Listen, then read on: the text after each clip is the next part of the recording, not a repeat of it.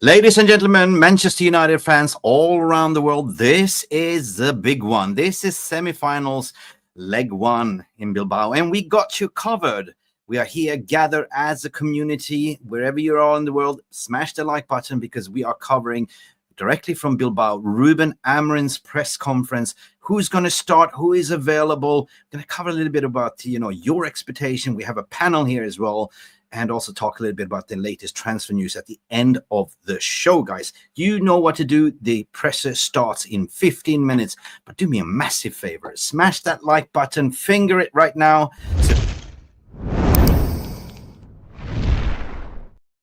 Come on, United. Let's do this. We'll be back in 30 seconds. Let's go.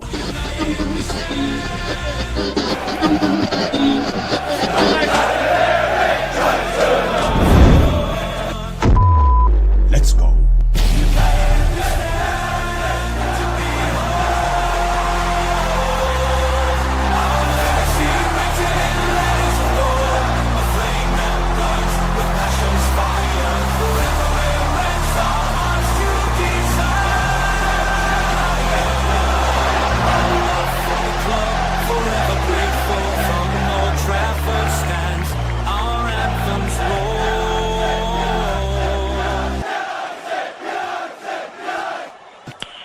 Okay, let's go.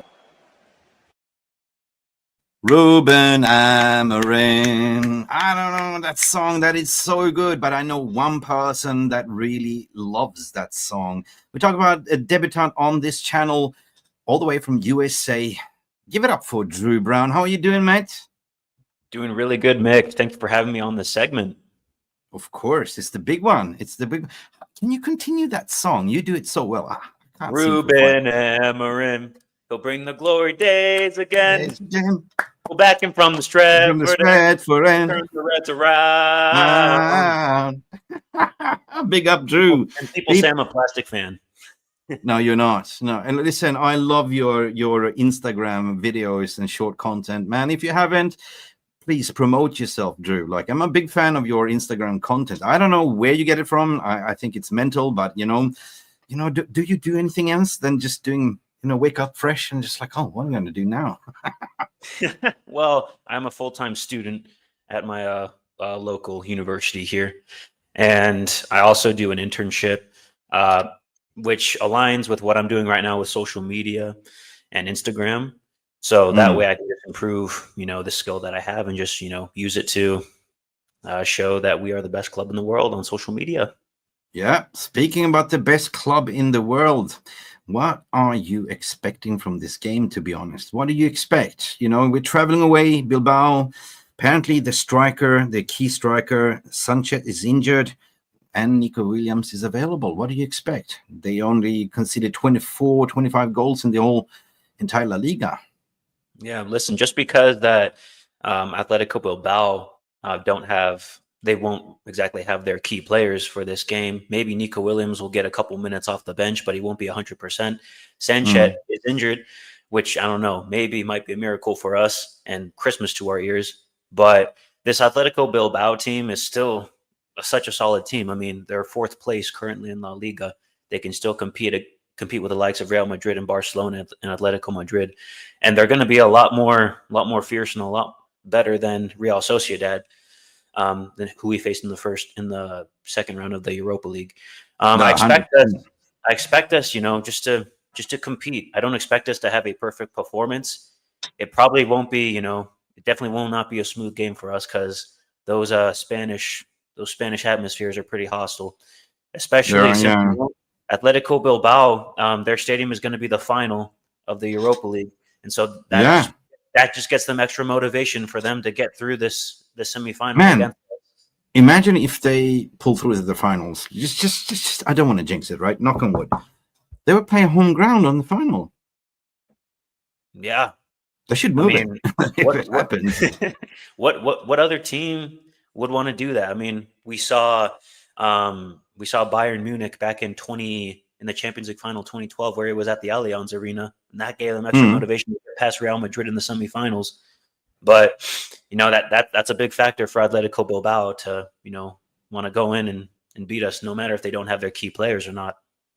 Mm-hmm. 100%. Listen, guys, for you that's tuning in, guys, we have some breaking traveling news. The traveling squad to face Atletico Bilbao. Confirmed goalkeepers. Oh, no, no, no, no, no. Oh, no, oh, no, Nana. Oh, Nana. Star. Alta Bayander is back, and Tom Heaton. I mean, we're not going to talk about, flapping Onana, but he's better be good. Defenders. Harry Amas made the squad, traveling squad. Matthias de Ligt is back. He's back. The man behind the mask. He's out of control. Patrick Dorgo, Johnny Evans, the veteran. Tyler Fredrickson, the surprise. Jaden Camerson, Victor Lindelof, the Iceman. Harry Maguire is also part of it. Mazarawi, Luke Shaw, and Lenny Yoro.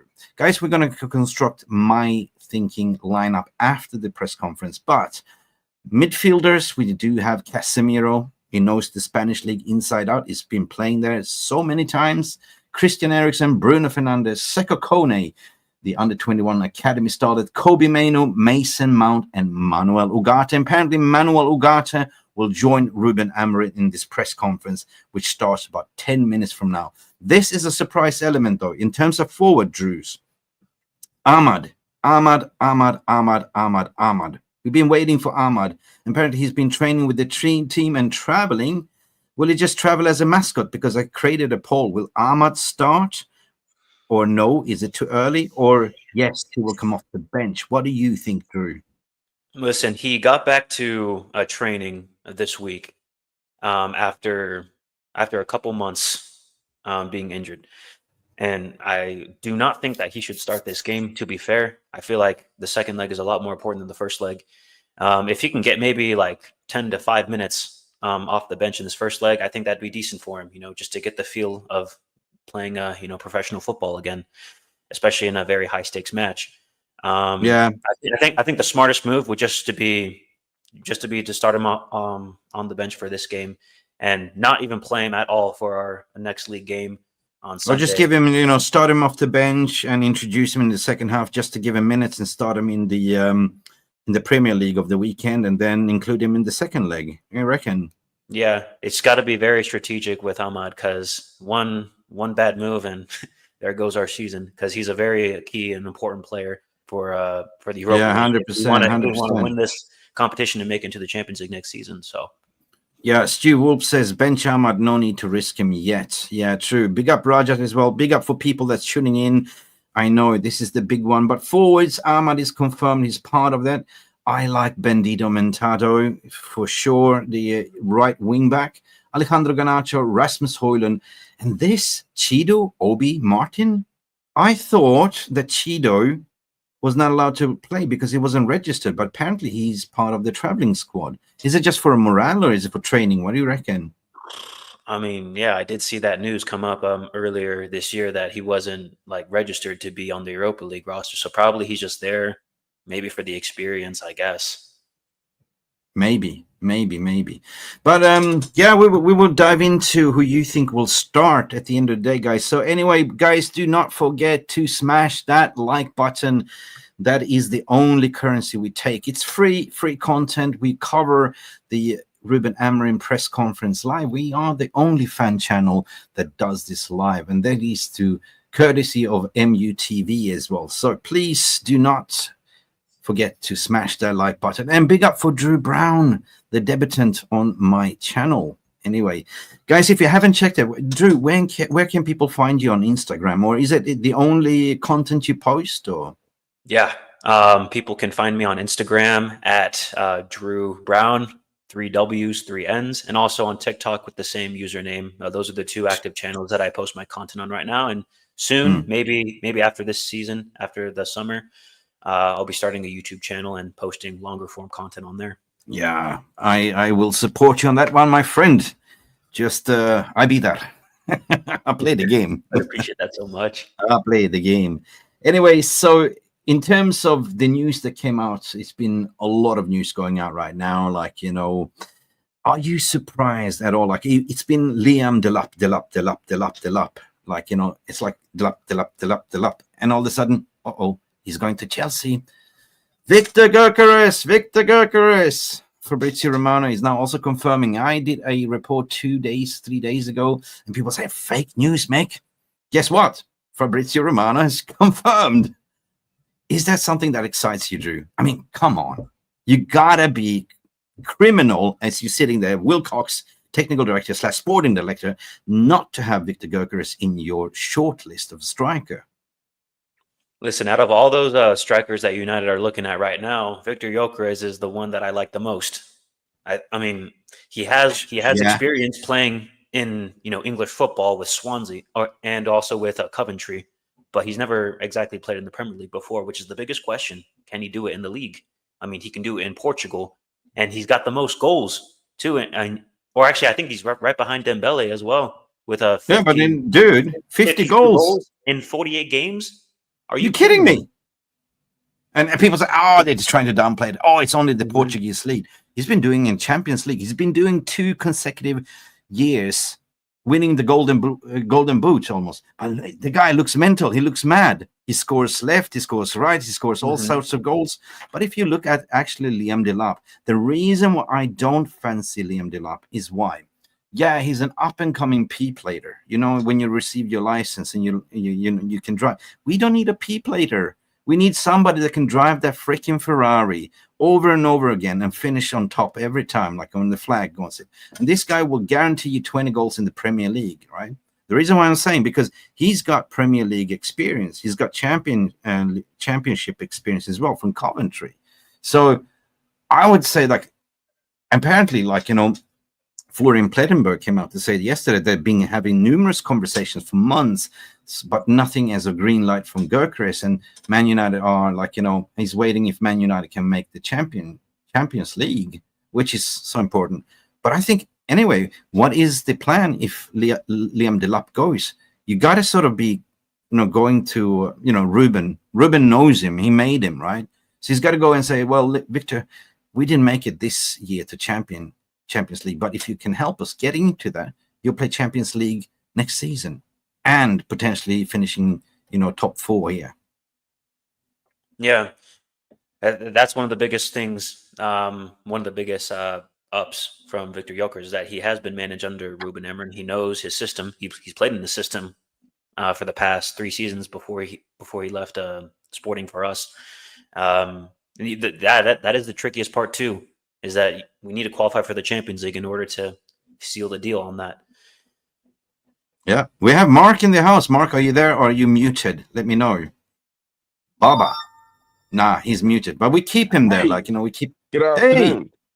Hey. Welcome to Mr. Brown in the building. Big up.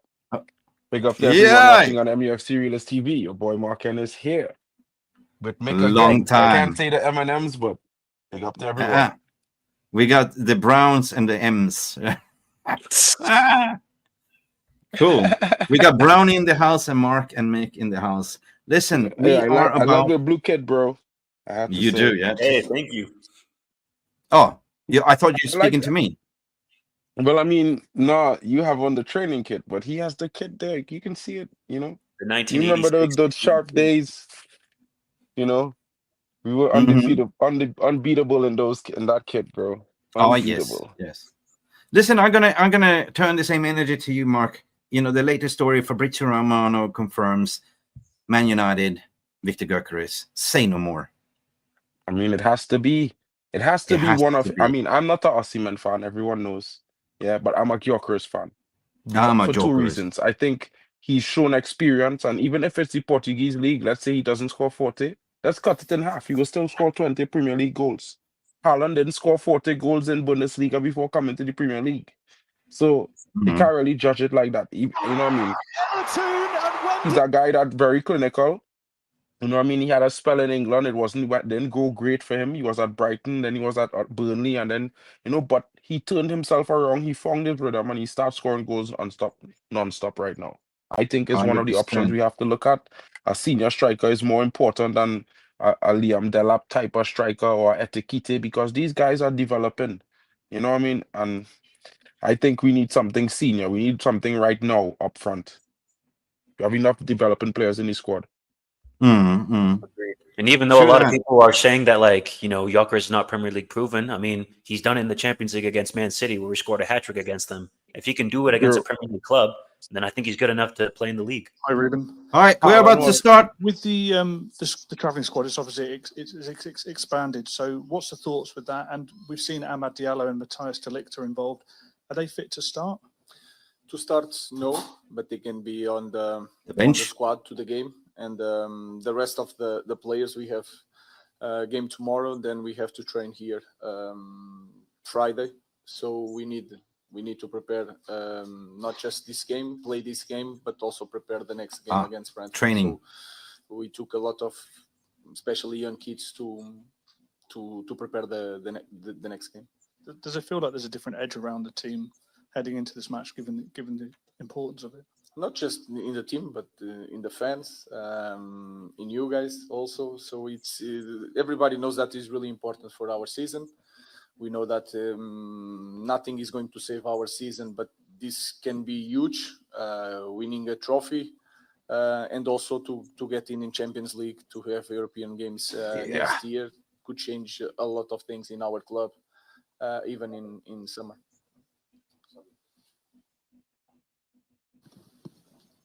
Yeah, Hi, so Ruben. true. In the 4 knockout games, the team scored 12 goals, but in your past 12 Premier League games, you've only scored 12 goals. Why do you think the team is so much better in Europa League than Premier League? I don't know in that department. I don't know because we had some games that we didn't create situations, but it's not the case in the last games. When we stopped for the national teams, we had against Nottingham, we had situations. Against Wolverhampton, we had situations. We had situations against Arsenal at our home. So we are creating the chances, but we are not scoring goals. And sometimes you don't have an explanation for that to happen. So if you create situations, you are near to score a goal. But in Europa League, you are scoring more than in the league. I don't have a big explanation for that. Para Manuel, ¿puedes hablar un poquito sobre la importancia? Can you talk about the importance of playing at the tournament, at the Champions? As the head coach said, this is not going to save the season, but the history of United is written with titles. So that's why we are focused very much on tomorrow and to be able to play in Champions next season. So this is very important, and altogether we're going to try and win. Hi, Ruben. You've been very honest about the team's form this season since you took over. There's a scenario whereby you could finish 16th or 17th in the Premier League, win the Europa League and still get in the Champions League. Some people would say that devalues this competition, and it's embarrassing that a team that finishes so low in a domestic league could be in the Champions League. What is your answer to that? I think is the rules. It's hard to talk about that. True. Maybe it's not, you could say it's not fair because the best teams, the champions, should be in Champions League, but you have this competition to give a value to this competition is one way to reach. It's like one cup in our league. If you win the cup, you go to European games. So is the rules. I don't know if it's fair or not, but if there is that possibility, we have to try to reach it. Why wouldn't it be? Because it's Man United. Joker has been mentioned as a potential transfer target. I know that you're not going to tell me if he's the one that you do want, but you brought him in from Coventry and helped him develop into one of Europe's best strikers. Is that the kind of project you want to do at Manchester United? Or are you looking to bring somebody in with that experience who can help the younger strikers we already have? Our focus is to help our players that we have. Rasmus scored one goal in the last game. Again, I think you can see that Rasmus has the talent, Josh has the talent, Shido has the talent. We have to improve the players, but to improve the players individually, we have to improve the way we perform, the way we play. And we are far from being a really consistent team that can help the strikers to score many goals. So again, it's more. I already spoke about that. We are scoring. We have a clear lack of goals, and that cost us a lot of points this season, and we have to improve that to help the strikers to improve. You didn't answer the question. Yeah, not really. That comes with playing for Man United. Obviously, tomorrow is very important. The season's riding on it. You said there's implications, maybe the summer budget, even the future of the club. Have you got any concerns about the players' ability to cope with that extra pressure, given that there's already pressure playing for Man United anyway? No, I think they are prepared. And if you see this team, maybe with some problems during the year, they were able to win cups. And that is also a pressure, especially English Cup, that a big thing in our league. So they are prepared. They are every player are international. But then the context and this season was really complicated in every aspect. So I don't see that is an issue. They are excited to be here. They want to win.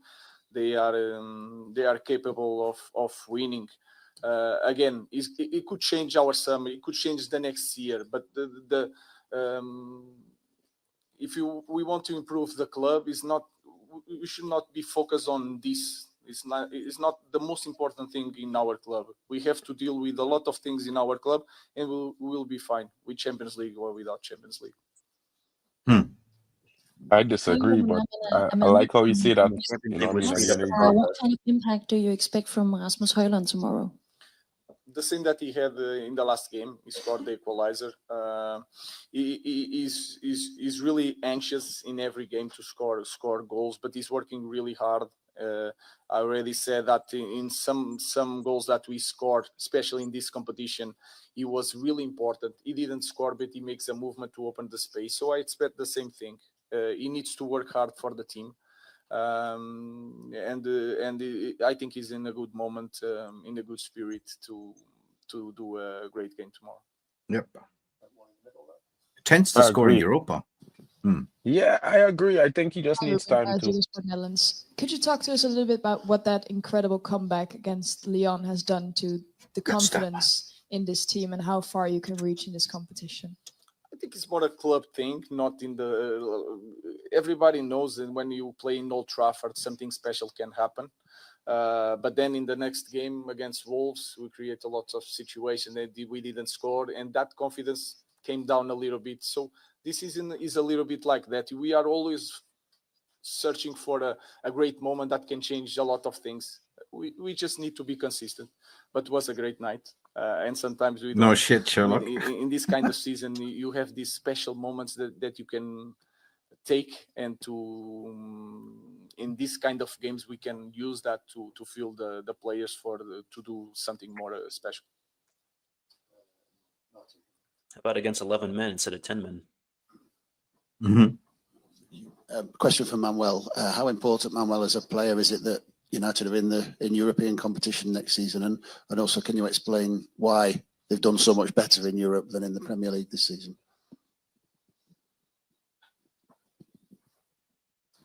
I'm going to kill you. It looks like I'm going to kill you.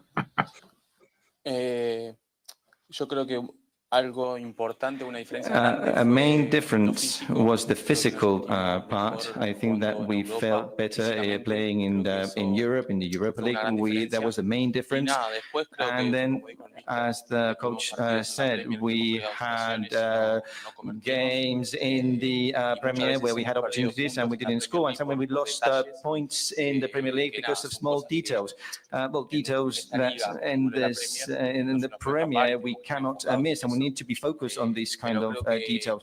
But I think that's the physical and the attention, sometimes the focus. In the Europa League, we were very, very much focused, and that's how we have to work as well and play during the Premier too. Hi, Ruben. Jurgen Klopp, when he became the Liverpool manager, talked about the need to turn doubters into believers. Obviously, you said already nothing will save your season, but would winning a trophy help you turn some of the doubters into believers? I think it's not the most important thing. Of course, people are going to look in a different way for this season, but especially for the coach. So again, it's something more in a core of our club that a lot of things we need to change, and we need to be consistent. So Europa League is not going to change anything in our problems. It's going to help us to have Champions League next year, more money to spend, but the problems are still there. So we have to change the minds of our fans with consistency, with the good decisions, good recruitment, good academy. This Spot is on. what we need to change to take this club back to the top. Is more. This is more a shortcut to go to the European games. Nothing more. The That's problems it. we need to solve in a different way Spot with on. more time and be really clear on that. You said it well. I agree with what he says. Hello, Ruben. Welcome to Bilbao. We're going to see Manchester, a happy Manchester in the build-up or a bold exit, or if it's a 180-minute game in a way, will it be more reserved in the defensive? The way we see the games and the way we work. We changed each game. If we see the opponent against Bournemouth is a team that can press really high, so we suffer a goal. Building up in the way we build up. Bilbao is more or less the same thing. So we just are focusing the way we play, and then we see the opponent. What is the strengths of the opponent? So we'll try to do the same.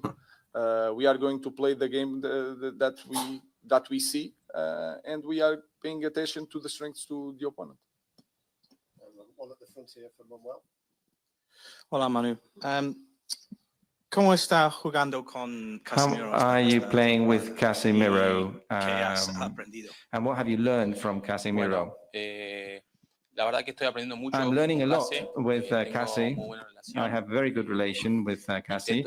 I try to copy as much as I can all the good things that he has as a player, and not only inside the pitch but outside the pitch too. This make things that make you win, because he's a winner. I feel very comfortable. I speak a lot with Casemiro, and up until now I keep learning, and I'm very happy. Happy. Buenas, aquí Javier Ortiz de Lazcano, aquí al fondo. Javier Ortiz de Lazcano. Allí. Buenas, Javier Ortiz, bienvenidos a Bilbao. Welcome to Bilbao from El Correo. ¿Qué fortalezas ve en el do you see in Athletic in tomorrow's opponent? And what weaknesses, if you see any weaknesses? I think they have a lot of good things. I'm not going to talk about the bad things, but they are really strong as a team. They are really intense. They are really aggressive. Even for a Spanish team, they are really aggressive on every duel. They have great players one against one. Nico Williams is a special player. They are the best defense in Spain, in the league. We are not scoring too many goals, so it's going to be a tough match for us. We know that in the beginning of the game, 20-30 minutes especially, they are really strong and really intense. They use the crowd to take the game to a different level, and we are prepared for that. So we are going to face a very, very strong team. Thank you. Thank you, people. Thank you so much. That was the Ruben Amorim's press conference directly from Bilbao. Guys, take it away. What can we take from Ruben Amorim's press conference? Shambolic media, which I don't like, this Man United said, do you actually deserve to be in this competition? Considering that you finished low, and if you qualify into the Champions League, it's a little bit disgraceful, but that is the way the rules are. That is the beauty of the competition. Anyone can qualify, on the sporting merits, guys. Anyway, I start off with you, Drew Brown. What was the most critical, the most beautiful points that you heard out of Ruben Amorim's press conference here, and starting from AMAD Diallo potential. Yeah, I really like the fact that he mentioned that, regardless if we qualify for Champions League or not, that the problems still will be dealt with making better business decisions with the academy, with how they, with the finances especially, and just all around just making this new era of Manchester United football a lot more better than it was before under the Ineos ownership, and with Wilcox and Bahada and managing the football directing stuff. What about you, Mark? What was the most important points that you heard Ruben say in this interview? I mean, we agree what he was saying in certain points, that he said, like, you know, tomorrow it's all about the fans, the little things. Everyone needs to be, involved. And the media has been sort of dividing the fans as per usual, like divide and conquer. You know, fans are turning against Amorim, and, you know, everything that's been going around the club. That is so important that we actually, this is what we live for at the moment, right? If we get in, there would be a dream, like a dream for Raheem if we make it to the final and we win. Oh, nice birds. Mark? Did he fall asleep? Well, Mark? One sec. Sorry. Yeah, we can hear beautiful birds singing. My AirPods switched there with another pair of AirPods by accident. So that was why I was talking and he wasn't hearing me.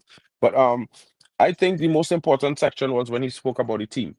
You know, the team, we may be not looking the best right now. Some of the players, fans might be like, they're not good enough to be here and whatnot. But as Ruben says, the way we want to play, we need more time, you know, to understand it, to do things. Yeah, some of the players need time. Now, on a given starting day, we have 4 to 5 players who are developing, starting in our lineup. Kobe Mainoo, AMAD Diallo, Rasmus Højlund, Garnacho. You know, that's just those 4, right? I didn't even talk about Harry Amas, Dorgu. You know what I mean? All these are players that are developing. And we're learning a brand new system in the best league in the world.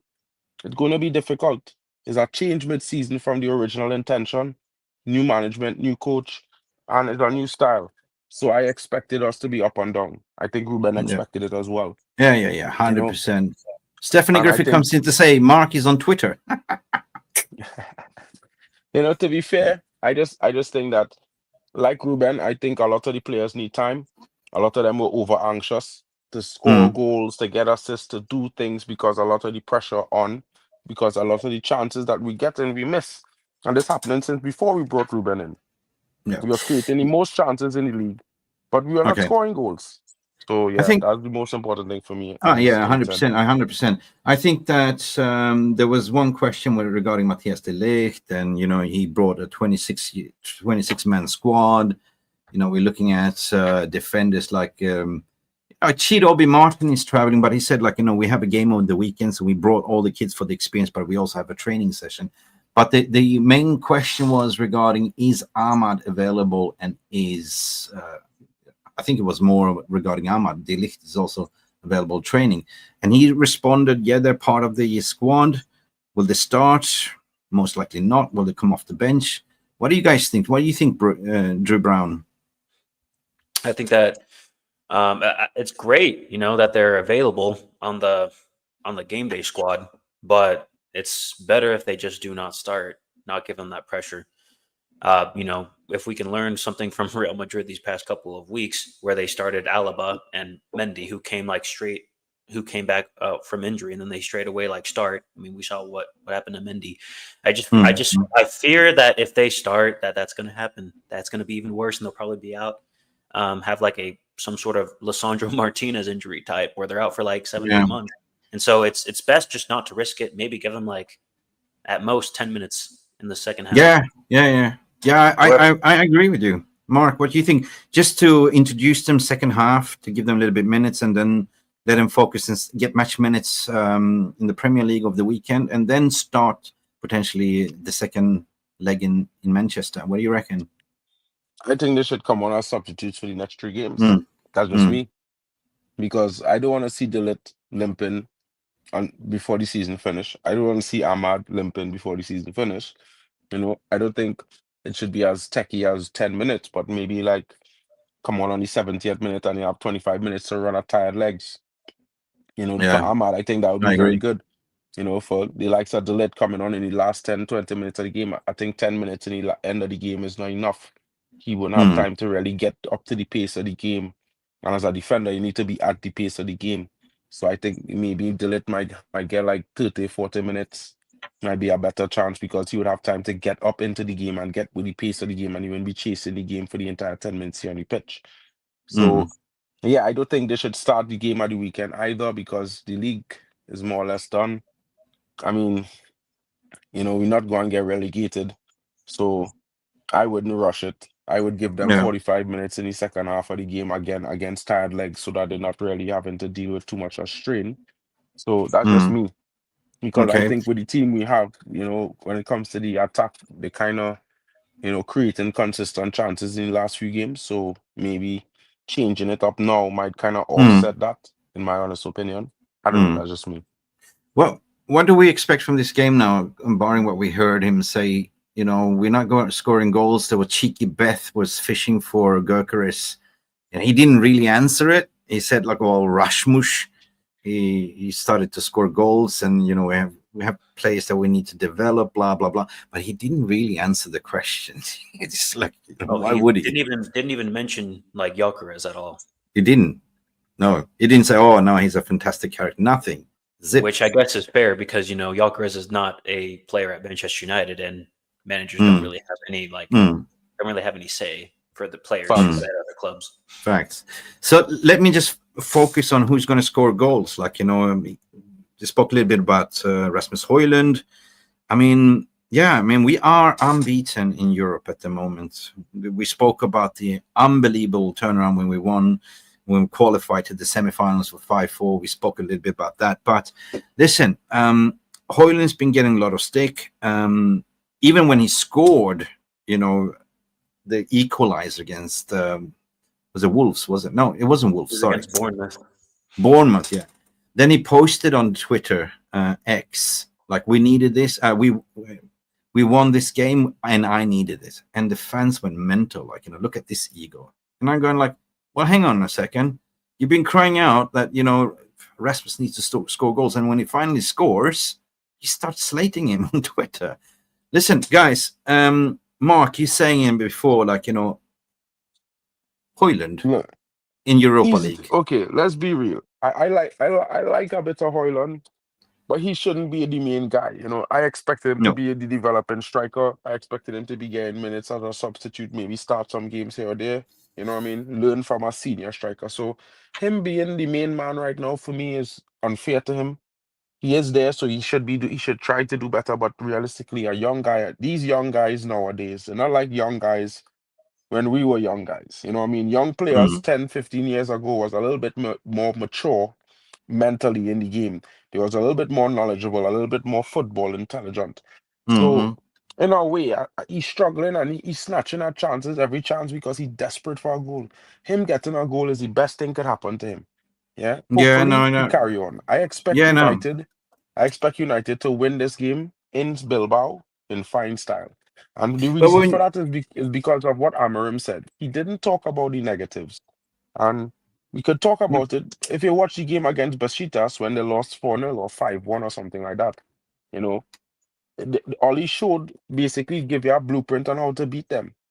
Yeah. So, but scoring a goal after being on a drought surely gives you confidence. But he's been trying. He's been, he's a young kid. He reads social media. Of course, it's going to get to his head, and he's been doubting himself in his runs and his positioning, and he's been running around like a headless chicken. Sometimes you're playing deep lining CDM almost, right? But Drew, do you think that Rasmus Højlund tomorrow will turn it up? The confidence will be there. It's Europa. It's Spanish league. It's not Premier League. You don't get time on the ball in the Premier League, and it's so physical. But against Bilbao, do you reckon he will find his feet and find the net? You never really know against this Man United team. I mean, Ruben mentioned it in the press conference that Atletico Bilbao are the best defensive team in La Liga. I just checked the La Liga stats too. 24. Atletico only has 24, 26 goals against, which is the lowest amount of goals scored in La Liga so far. So it's going to be a big mountain to climb for Rasmus Højlund to get a goal against this Athletic Bilbao team, seeing that. Yeah. Madhouse is saying, are Bilbao's defense that good? Well, they are the best defense in La Liga, right? They are. They are. Yeah. But they conceded 3 goals against Atletico Madrid and Alexander Solot. Who, guess what? is basically the same kind of striker that they have at Besiktas. In the mold, more experience, clearly, way more experience and knowledgeable, but that type of mold of striker, Atletico Bilbao will suffer with because they're used to the more smaller, agile type strikers. They're not used to the powerful strikers who could post up and, still probably keep at pace or have a good turn of pace. They're not used to that. Ruben Amorim mentioned, of course, he's used to playing that Latin style of flavor. The fans, the stadium, and typically what they do, the first 20 minutes will be relentless. So he spoke about we just need to be compact, keep it together and don't concede. Now, how do we score goals against them with where they don't concede? And looking at their team news, Oyan Sanchez, the lead goal scorer, has been confirmed he's out injured. He will not participate. Nico Williams is a question mark, but there's some tweets coming out that he will participate. I think that Nico Williams is the from the left. He's a threat. He's a definite threat. Definitely. Yeah. But I think if our defense is organized, what do I expect? Me personally, I think that coming in, if we survive the first 20 minutes, we get our groove together, our vibe. We go into halftime 0-0. Then we have a chance, definitely. We look at the bench. Who can we throw in? I think the first half is more to have control, not to concede. And then we go for the kill in the second half. Or do we actually risk it? Because coming away 0-0 at Atletico Bilbao Stadium and taking it to Old Trafford, it's advantage United. What do you guys reckon? Drew, go first. Yeah. All I'm hoping is that they don't get battered. They don't get more than 2 goals scored on them. Because the thing is, if they can come away with a tie from this leg and go into Old Trafford, they put themselves in a position to win and go on to the final. And go back to Bilbao, but they really need to be smart with this Atletico Bilbao team. They need to know when to attack and when to defend. But mostly, I think this is just going to be a big defensive battle. This matchup between Bilbao, because Bilbao, as good as they are on defense, they're also pretty threatening up top, especially when you have Nico Williams in those 1v1 situations. Here's the interesting part. They just need to be strategic about it. Here's the interesting part. Was it Lazio that finished first, Bilbao second, and United finished third in the group stages? Yes. So it's basically the 2 favorites going at it. And if we win this game, I mean, as what Stephanie's saying, if we score first, we'll be fine. If only we score a goal, right? Exactly, and I believe Steph. Whether the inevitable storm. Because I was going to say that I think we overthinking this situation. I think we conflating Premier League form with Europa League form. Want you all to 100%. Check the stats. Man United is the only team in Europe competition 24-25 unbeaten. Yeah, unbeaten, bro. Unbeaten. Yeah? In Europa League, Bilbao has conceded in every single game they played. Yeah, which means they're not so good defensively in Europe, and they concede against teams like RFS. Besiktas, we clearly better than Besiktas, bro. Yeah. Didn't Besiktas beat them with 4-1 or something like that? 5-1. Yeah, 5-1. 5-1. Yeah. They get destroyed. Now, I'm not saying Man United will destroy them. Yeah, but I think United in this moment, the attack is doing well. In the last 5-6 games, we've been creating so many chances and missing them that people forget that the games before that we were barely creating chances at all. Yeah. No. So you have to look at Man United as a team that we haven't had a good season. That's cool. Put that aside. In the Europa League, we have found goals. We are averaging something like 2.79 goals a game. One of the top scoring teams in Europe right now. Which, on average, we score 2 to 3 goals in Europe. So I would not be sitting here expecting United to score anything less than 1 or 2 goals in the game. So I would be saying to myself that, United need to buckle down in the first half. Yeah, they're going to come at us. They're definitely going to come hard because they're at home in the first leg. And in between that, we need to counter-attack on the transition because guess what? They are a team that attack so fast. Sometimes they make some scattered passes that normally, if a good team playing against them, they would pick up that pass as an interception. But sometimes they get through. So I echo what you're saying. And United, we know United is very, very good on the transition and counter. So I think, it's a situation where if United could get the first goal, like Stephanie is saying, we will win this game. I am confident about that. If United get ahead first, we could win this game. I echo what Stephanie's saying, and echo what you're saying, and echo what Drew is saying as well. Because hey, we fans keep thinking Premier League, but this is Europa League. This is cup competition. And what you're saying, that we are unbeaten, we are different prospect in Europe than we are in Premier League. So domestically, 3 games to play for. The players know what this means. This is redemption. They can qualify through. This be the redemption of the season. They'll be saving the season. So yeah, I agree. Weather out the storm. That's what we're saying. The first 20 minutes, keep a clean sheet, keep it tight, keep it compact, and then hit them on the break. Yeah, I agree. It will be cagey, and I will be nervous as hell. I cannot lie. I'll be sitting there biting my nails. But it's United. So be honest, I wouldn't lie. People might hate me for this, but I'm real disappointed that we don't have Dalot to play that right back role to really mark Nico Williams. Yeah, we're going to dive into that. So out of these, players that traveled, we have Onana in goal and Altar Bayandis traveled. Tom Heaton, defenders Harry Amas. I think Harry Amas will start. Matthias de Ligt is back. Patrick Dorgo, Johnny Evans, Tyler Fredrickson, Kamson, Victor Lindelof, Harry Maguire, Mazarawi, Luke Shaw, Lenny Yoro. Midfielders, we have Casemiro, which Ugarte spoke highly about. He's learned a lot from Casemiro. Ericsson, I don't think Ericsson will start. Bruno Fernandes, Seko Kone, Kobe Maino, Mason Manuel Ugarte. We got decent squad travel. Forwards, we had AMAD, Bendito Mentata, which I like as a right wing back, Alejandro Garnacho, Rasmus Højlund, and Chido Obi. Chido Obi cannot play, guys. But I want to hear from you. Should I go first? Yeah, go first, Mark. I would love to see Fredrickson and Amas start this game. Maybe with Casemiro, Ugarte, and Bruno in the midfield, but I want to see them start this game. Because I like the youthful exuberance.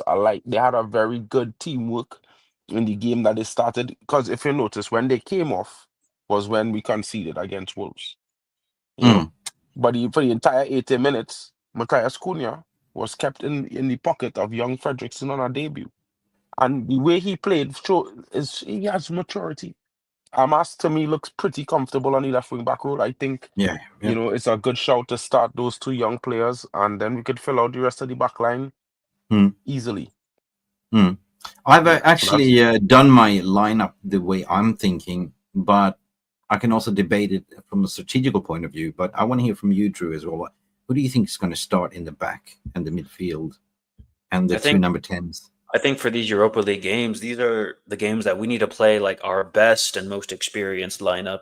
I mean, I wouldn't be opposed to seeing Amas as a left wing back, but with Fredrickson, maybe he'd be good to come off the bench if the likes of Maguire, Lenny Yoro, or Mazarawi are getting heavy legs in the last 20 minutes of the game. Wouldn't be a bad shout.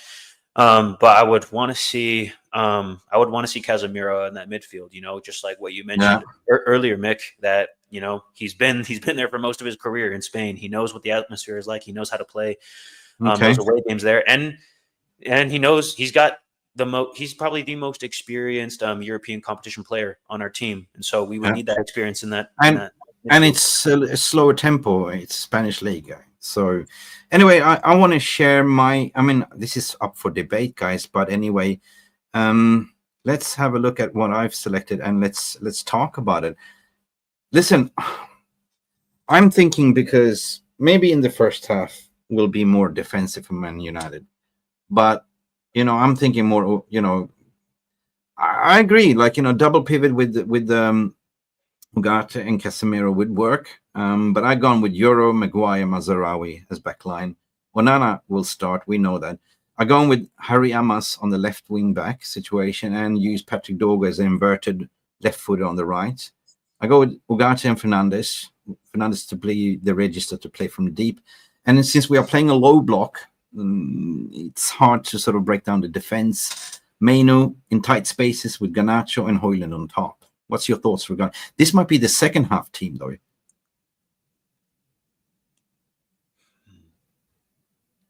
I think Mainu definitely excels in that inverted midfield spot. I think he's a lot more productive there than what I've seen him playing as a 6 or an 8. But it's so I don't hard. know.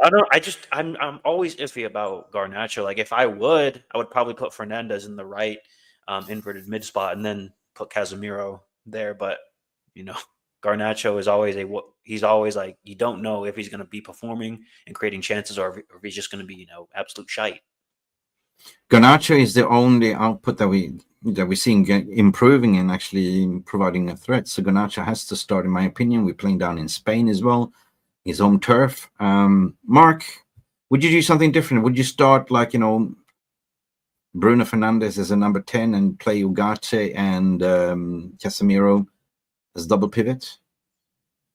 Well, to be fair, I think we've been doing that, but the roles alternate. You see Bruno drop deep sometimes, Casemiro pushes up, sometimes it's Ugarte. I think we could go with that midfield. It has been working in the last couple of games. It has been creating a lot of chances and some goals as well, especially in that last Europa League game. So I definitely would go with that. I think Eriksen is more of a second half team player. Do you think that Maino is a second? Do you think also that Maino is a bench player in this game? Yeah, I think he comes off the bench for this one. I think he starts the home game. I think Garnacho will start this game because he has been in good form. I mean, he has not, scored some of the chances that he has gotten for himself or some big chances that he should have put away. But in the last 5 games, he has been one of our biggest threats in every single game.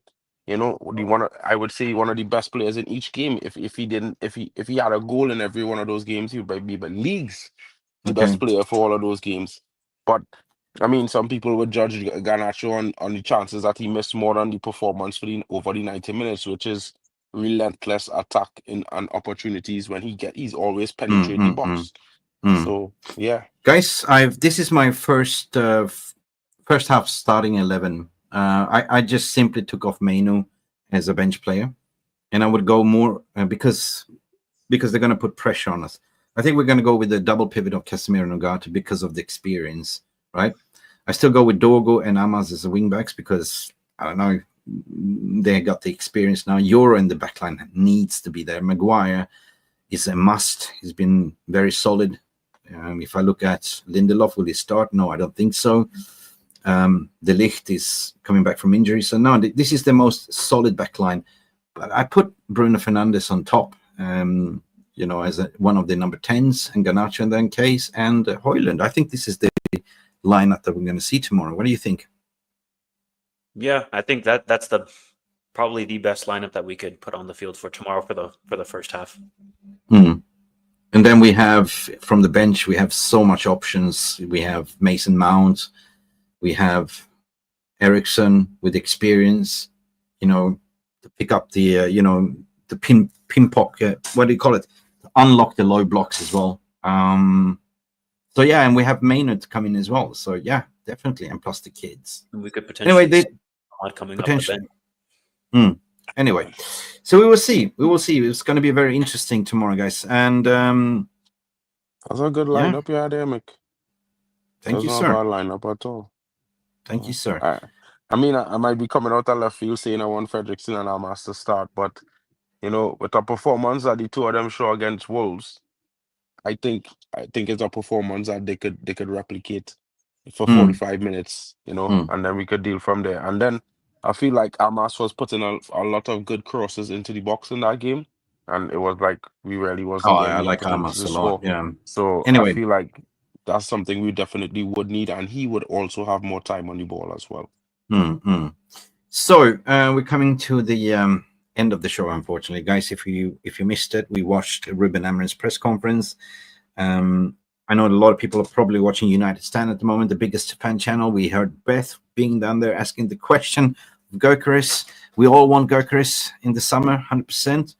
But I'm going to start with my guest here. I don't want to jinx it. I believe in footballing gods. That's why I'm turning the question to Drew Brown.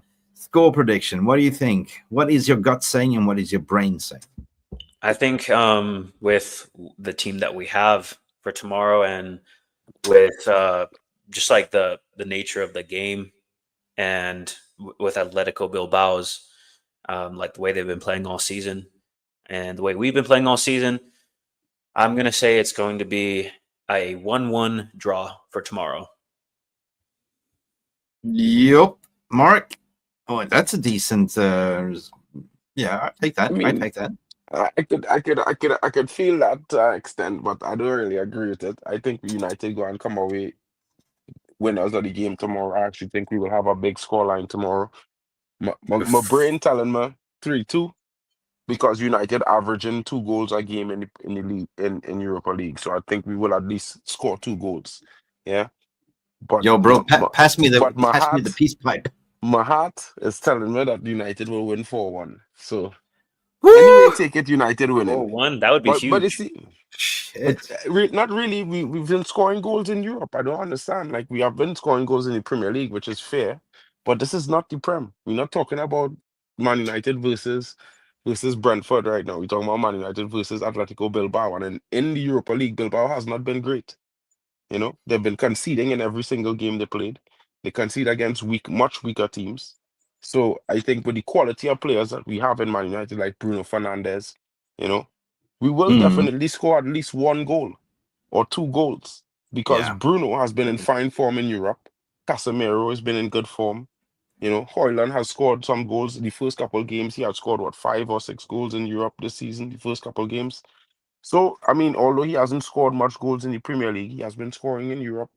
And we have AMAD back who could come off the bench if we need a goal. The manager, of course, I've seen some things with the team. He's seen, you know, some places where we could exploit. And I think Garnacho will get a goal in this game. The goal is coming for him. He's been doing very well in the last 5-6 games, consistently creating chances, not only for himself, but the teammates. And I expect us to score some goals. So Viva Garnacho, running down the wing. United sing. Yeah, no, listen. I'm gonna go very conservative. I take a draw, but listen to what you guys are saying. Since I'm a true red patriot, I go with the 2-1 United. I think that Bruno will score. Captain Bruno will step up to the plate. Yeah. But we always tend to concede. I think it will go 0-0 in the first half. Then in the second half, the wheels will come off, and we will probably cruise away with 2-1. And I think that AMAD will come off the bench and score. But my heart's saying 3-1 to United and Rasmus Højlund to score. AMAD Diallo to come off the bench to score. Garnacho to score. Hell, make it 4-1 then, because I want also Ghana to score. Will be nice to see both of those informed guys get some goals. Anyway, we're about to wrap up the stream, guys. Never forget that Luke Shaw might also be starting, according to what Mark is saying there. Listen, I'm nervous, but nervousness is good. Me saying Luke Shaw will start. I want to see that dude in a United kit, bro. That dude needs to go immediately. His last start and take Mason Mount with him. February 2024. Imagine that. Bro. Yeah, bro. He need to take Mason Mount with him when he go in, bro. Yeah, the two need to go as a pair, a partnership.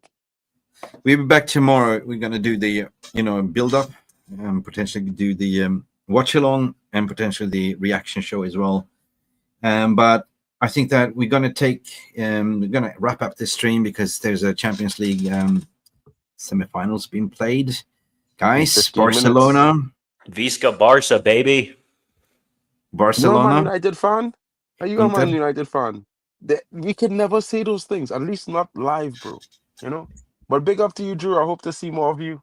It's been fun having this conversation with you, bro. I like your opinions. Yeah, it would be nice to have some more streams with you. Yeah, we've been meaning to do this for a long time, Drew. Over a month or so, But I've been traveling, and yeah, it's good to see you, man. Good to see you. Yeah, it was a pleasure to have you or to be invited on the show. Yeah, and it was good talking to you, Mark and Mick, and hopefully more streams to come. Join me tomorrow if you're free for the build up. Let's gas it up. Always be fun times, bro. Fun times. Oh, for sure. I'm excited. This will be a good match. All right. Beautiful people. Win tomorrow. Yeah, we're going to win tomorrow. Okay, we got to believe. We have to believe. So, I'm the over positive fan, bro. Just so you know, I'm the over positive United fan. I will always predict a win. Yeah. I could accurately, critique the team and they're not performing well or whatever, but I still will predict a win. Just wanted to put that out there. And the man of the match for this stream goes to Drew Brown. Well done, Drew. 100%. Welcome to the family. The guy of the family. Anyway, we got to go. We got to wrap up. It's 1 hour live stream. Big up for Drew. Big up for Mark. Me and Mark, we haven't been live for a long, long time, but we are gathered and we will see you guys tomorrow. Enjoy the Champions League football. And by the way, Barca will take it. Trouble incoming. I hope Inter win, bro. Because I never want to see Barca win anything, bro. Dude, I was watching. Dude, I was watching Arsenal yesterday. Like, everyone knows Mikel Arteta. Why do you hate strikers so much? Come on, bro. This guy is such a bad coach, yeah. But I don't know. Like, to me, I expected it to be a game that would have been heavily favoring PSG because of the way PSG plays. But I mean, Arsenal has been in good form. They destroyed Madrid. I never thought that would happen. So I expected them to find it to beat PSG. But it is what it is there. Arsenal. Anyway, battling. We got to close the shop. There have been some breaking news coming out. Manchester United in talks with River Plate for Franco Macetuno. Apparently, there's some spin saying that he only wants Real Madrid, blah, blah, blah. I don't believe so because this is what Real Madrid does. They're not interested. So everyone wants Real Madrid. Yeah, everyone wants Real Madrid. But the thing is, if it goes, then River Plate will not get any money. So reportedly 37 United wants to do it on installments. They will get him in, I think, in August, or by the sporting director was saying that we want to keep him to our league finish in December. So Man United might buy him, do the installments, and then bring him for January. We will see. But bring me Franco, please. Bring me Franco. No, bring me Turkey first, and we could talk about anything else after. It's not Thanksgiving yet. Drew, I tell these men them, buy Turkey for $20 million, 20 million euros in January, yeah? You guys get any money? You have a clause, 20 million euros. That's like what, 13 million pounds. Wouldn't be a bad listen. Yeah. I'm not going to be a party pooper, but listen, Stephanie Griffith have a point. Euro didn't go to Madrid, so I hope Franco comes to United. Listen, it comes down to say, Franco, you know what? Do you want to be a dustbin collector sitting on the bench not getting minutes? Or do you want to come to Manchester United? Look at Lenny Euro playing every single game. What do you think the player is going to do? Oof. Oh, it looks good on my CV. I'm Real Madrid, but am I going all you need to do to get Franco to come here is send Tevez to talk to him. Yeah. Big up. Omar and Jason Wilcox will get it done. Yeah. HD on 88 Pro, your man stream. The gods have answered my prayers. Thank you. Footballing gods, if you do exist, please help Man United to overcome tomorrow. We said Mark was smoking the peace pipe. He's passed it around, the positivity. Mark was saying 4-1 United. Drew, what were you saying? 2-1? 1-1. 1-1, a draw. Drew's going more conservative. Mick was sitting on the fence, flip-flopping around, saying 2-1, 3-1, and then I kind of leaned over to the right there to Mark on the right wing to say, okay, let's go 4-1. Let's go. Man United will play tomorrow. Guys, have a lovely evening. Drew, thank you. Mark, everyone. Glory, Manchester United. Time to leave. See you. Bye for now. Big up.